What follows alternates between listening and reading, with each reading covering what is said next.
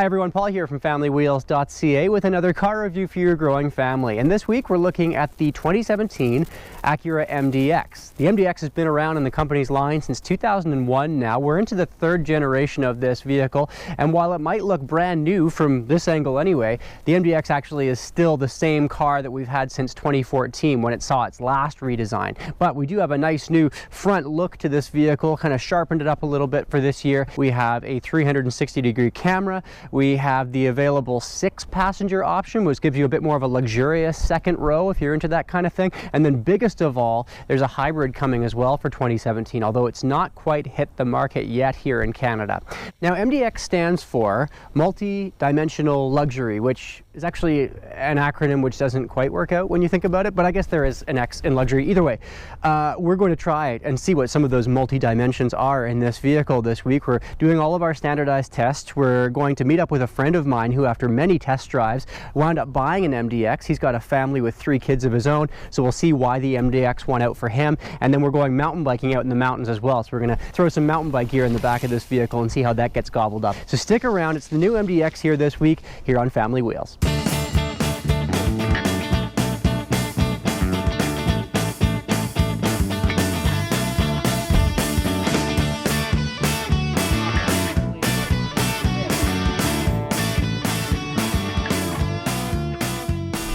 Well, the MDX has some nice new touches for 2017. First up on the outside, of course, that new front end. Looks are going to be very subjective. Some people probably quite like the look of the previous MDX, but I had someone describe it for me, and I thought rather aptly that the previous version of the Acura, and also a lot of other cars in the company's line, have a kind of beakish, pointy front end on it. It's not for everyone. This is a little bit less so here for this year, and I quite like the look of it. Once you step inside, some nice new features to look for as well include this satin finish wood, which is available on the higher level trims, kind of classes up the interior a little bit. We also have contrast stitching and this piping, again on higher level trims on the leather seats. You can get into the MDX for just over $53,000, but this elite level trim comes in just over 65 grand. And new for 2017, there's a 6-passenger variant as well in the 6-passenger elite version. And that means that you'll have a little bit more room in the second row. You have captain style seating in the second row, but of course you're going to lose one of your passenger positions. The other downside to that as well is that you've got this center console in that middle row now as well, much like you have up here with cup holders and a storage bay and that sort of thing. But if you're, say, carrying a pair of skis down the middle, you're going to be worried about scratching up this leather or the wood, so it's a little less utilitarian than this normal version of the MDX. Now, unlike many of its European competitors, the MDX has some really excellent standard kit from the base trim right on up. So at 53 grand, you're getting things like all-wheel drive. Now, I know down in the States you can get a front-wheel drive MDX as well, but points north of the border, it's all-wheel drive or bust, which is great.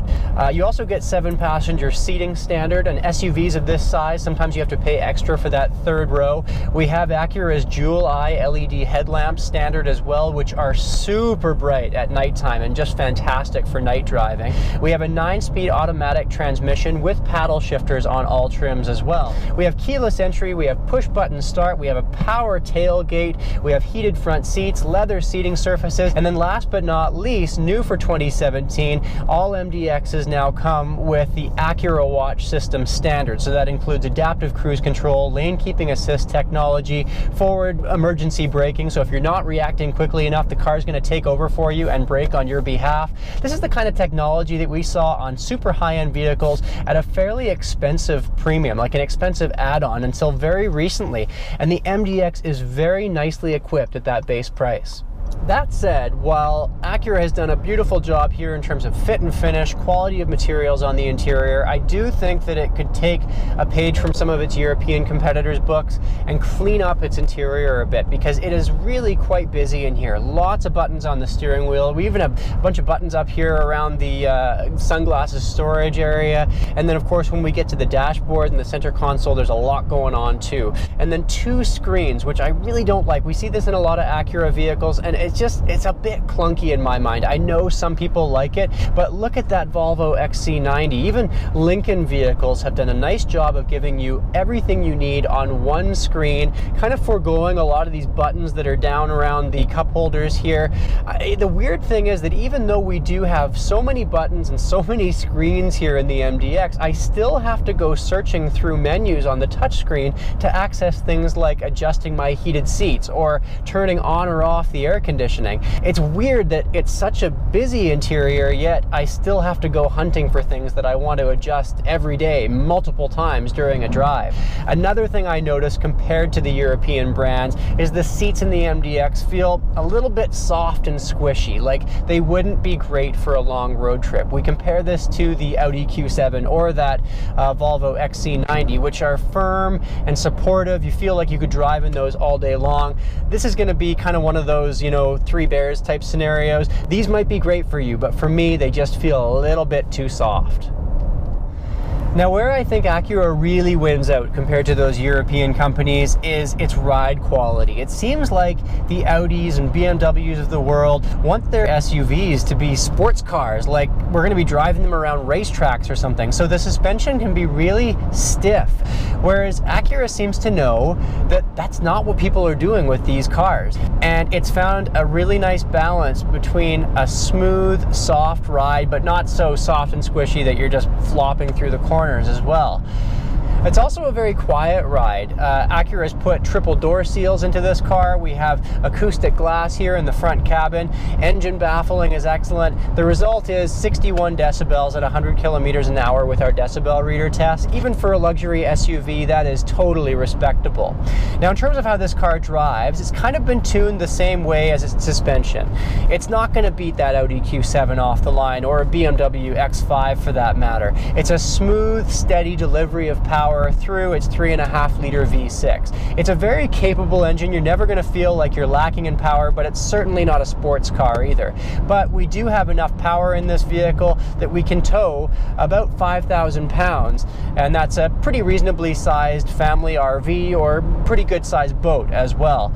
This 9-speed automatic transmission is really quite smooth, but I do have one thing that I've noticed with it, and that's that during slow acceleration, when it's shifting between second and third gear, sometimes that's a bit of a clunky shift.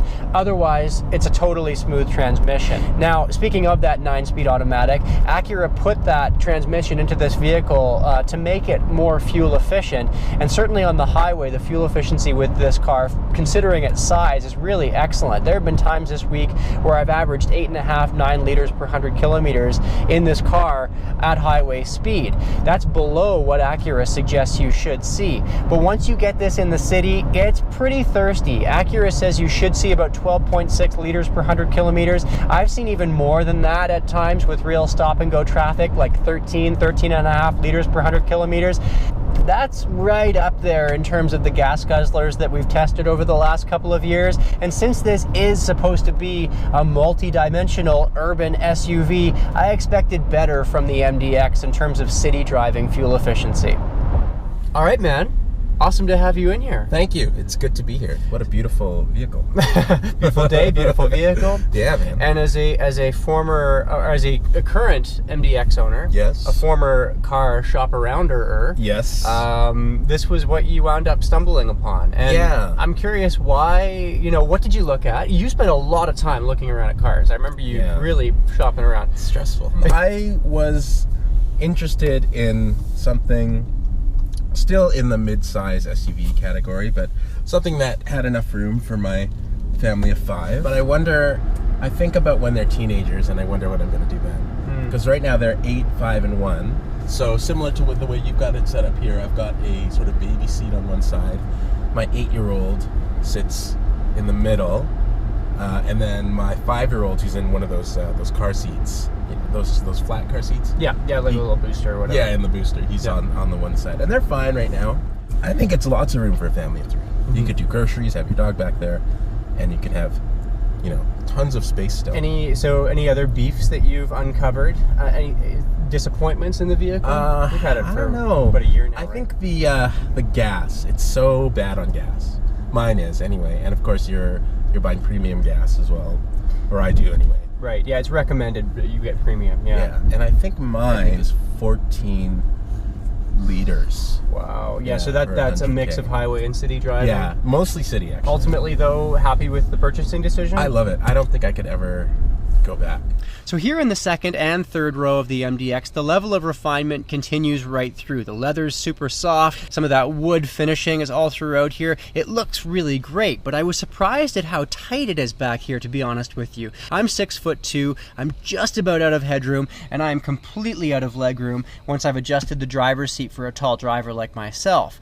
On the plus side, one of the things I really like to see is that there's not much of a hump here in the middle seat in the second row. So unlike a lot of other competitors, you can sit here in this middle seat without feeling totally pinched and uncomfortable.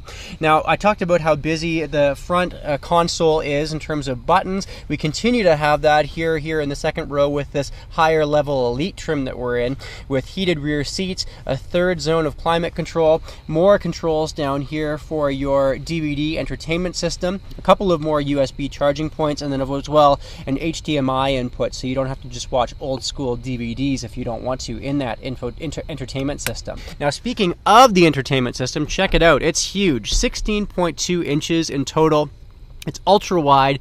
The visibility on it, the clarity on it is excellent. But to be honest with you, I would much rather see a panorama sunroof rather than the DVD system here on the higher level trims. A lot of other competitors are offering that. It really makes the back feel a little bit lighter and airier. I do kind of feel like I'm in a bit of a cave here, and why not just slap a iPad case onto the back seat here of the front row and let your kids watch something that way instead. It would be a bit more of a cost-effective option as well. If you do want to keep it kind of cave-like back here because you've got kids sleeping, higher level trims of the MDX do have built-in sunshades, which is kind of a cool feature, and that's certainly something that you'll like if you've got a younger kid. Now, speaking of young kids, I know the third row isn't designed for full-size adults, but still, let's take a look at how I fit back there. Kind of handy, this one-button push system slides the seats forward for you, and then I climb on back here, and it's going to be a pinch. It's going to be a pinch even compared to a lot of other SUVs in this category. You can see my legs are totally pinned in. I actually found that Mazda CX-9 that we were in a couple of months ago gave me a little bit more in terms of space back here. Headroom's totally maxed out. You could certainly make this work for young kids. Legroom's going to be a real squeeze for anyone beyond preteens though. All right, let's take a look at our trunk test now. All MDX models now come with an auto lift tailgate, regardless of the trim that you choose. That's a handy feature to have, and it doesn't take forever on this vehicle like it does on some of the competitors. You can see here that we've put our standard amount of gear into the trunk with the third row up. We have 450 liters of trunk capacity with the third row up, and we are totally maxed out here in terms of what we can fit. So a diaper bag, a stroller, a backpack, a couple of bags of groceries, and a soccer ball. And yeah, that's you're not going to fit much more in there at all. However, once that third row is down, you have 1,230 liters of cargo capacity, which is even more than that Subaru Outback that we were in last week, which seemed to have acres of it.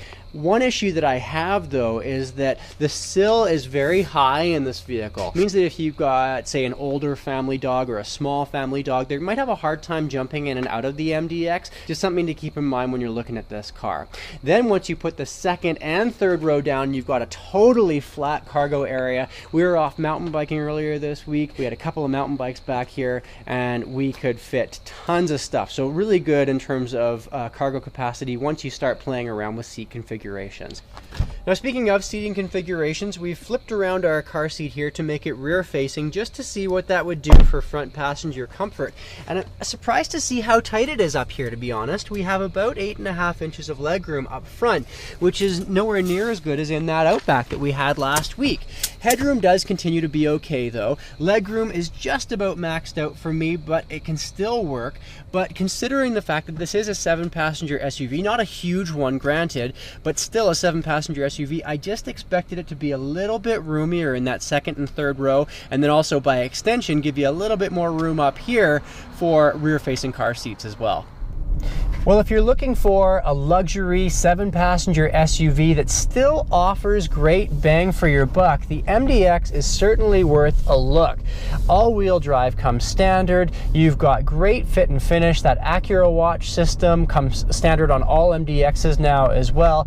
But I am finding the interior here is just a bit too busy. The company certainly could clean things up in that respect and make it a little bit more intuitive as well. Another area that needs improvement is fuel efficiency. While highway fuel efficiency is awesome, if you drive highway kilometers mostly, you're going to be impressed with this car. Once you get it in the city, it is lackluster. And that's where that sport hybrid comes in from Acura. Meant to come out sometime between now and the new year. And Acura says you're still going to get great performance out of that vehicle, but it's also going to be a lot more fuel efficient. So I'm curious to see how that one stacks up. Now, I'd like to know what your thoughts are on this car. How do you think it compares to the competition? What are its strengths? What does it still need to improve upon? And are you waiting for that hybrid version of the MDX to come out? You can leave a comment below. Please subscribe while you're at it, and then check out our comprehensive list of pros and cons and our Family Wheels report card at familywheels.ca. Next week on the program, we're looking at the Chrysler Pacifica, a new vehicle from that company for 2017, a minivan that people are raving about. I'm curious to see how it stacks up to a lot of the other minivans that are out there that are starting to feel a bit long in the tooth and ready for a redesign. So I kind of feel like that Pacifica might shake things up on the minivan market quite a bit, but we'll see how it does in a week from now. Thanks for tuning in. Have a great week, and we'll see you in 7 days.